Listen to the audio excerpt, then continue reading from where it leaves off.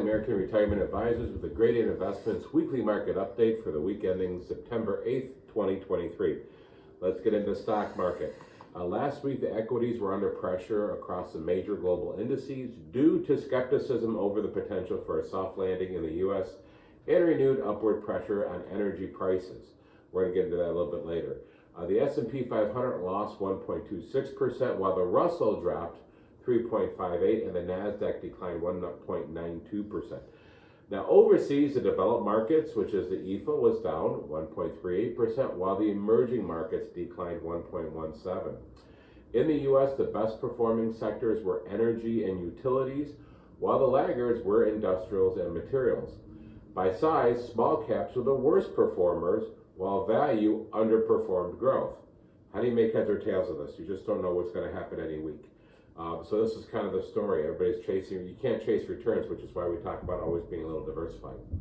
Let's get into fixed income. Interest rates rose and bond values fell, with the benchmark 10-year Treasury rising 8 basis points to finish the week with a 4.26% yield.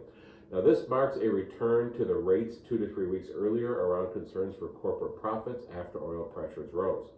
Remember, bond yields go up, prices go down. That's the way it is. Commodities. The decision by Saudi Arabia and Russia to extend oil production cuts until the end of the year caused oil prices to spike on Tuesday. West Texas crude futures ended the week at $87.51 per barrel. The U.S. benchmark has now risen 28.5% since the start of June. Production cutbacks have resulted in many refineries producing too little diesel and jet fuel while producing too much gasoline. Meanwhile, subpar growth in the European Union, together with weakness in China, is weighing on demand. But if we were energy independent and we didn't close the pipeline, we wouldn't be having this discussion as much, would we? So that's the problem with all this, relying on Russia. Let's talk about economic data. Household wealth rose to a new peak in the second quarter, rising by $5.5 trillion to $154.3 trillion in the period due to gains in the value of homes and in the stock market. And the U.S. Service Index rose 1.8% in August to a 6-month high of 54.5.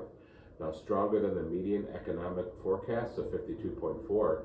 The survey found that firms believe the second half of 2023 started to see some improvements over the first half. Meanwhile, the U.S. Manufacturing Index rose 1.2 percentage points, also to a 6-month high. However, it still remains below 50, which is contracting for 10 straight months in August as new orders remain sluggish. So it's a sign of sluggish, it's not growth, it's more contraction. The pace of overall slowdown eased from July, led by upticks in production and employment. U.S. motor vehicle sales in August were down 6.45% from July. Light truck sales, which include minivans, SUVs, crossovers, accounted for 80% of the total sales last month and year to date. Of course, you're seeing that they're getting rid of cars. Sales of light trucks were down 4.84% from the month prior, with some of the slowdown reportedly due to a shortage of parts.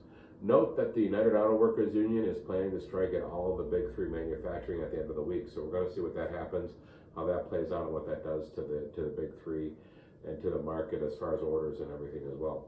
Let's get into company news. Blackstone Inc., which is a core select and G50 holding, rose 7.83% last week after it was announced that the stock would join the S&P 500 prior to the opening of trading on September 18th. So that's good news.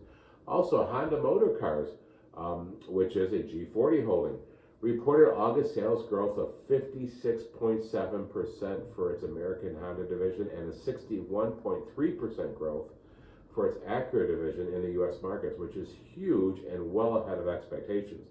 The board has also scheduled a stock split on a 3-to-1 basis for shareholders of record on September 30th. As a result, one advanced depository receipt will begin to equal 3 shares versus 1 share in the past. And the price of the shares of Honda rose 3.77% for the week. That concludes this week's market update. Thank you so much for being part of the ARA family. If you'd like to call us, you know the number, 855-756-5700. Visit us at aradvisorsinc.com. I'm sure you're getting the newsletter. Check out our Facebook and YouTube. Also, remember we talk about tax calculators. Make sure we're looking to make sure with the Roth IRAs, converting, making sure we're taking advantage of these tax brackets that we have for just a couple more years. So we want to be proactive at that. If we need to schedule a review, make sure you get a hold of Anna, and we'll be also reaching out to you as well. So God bless you. We'll see you again next week.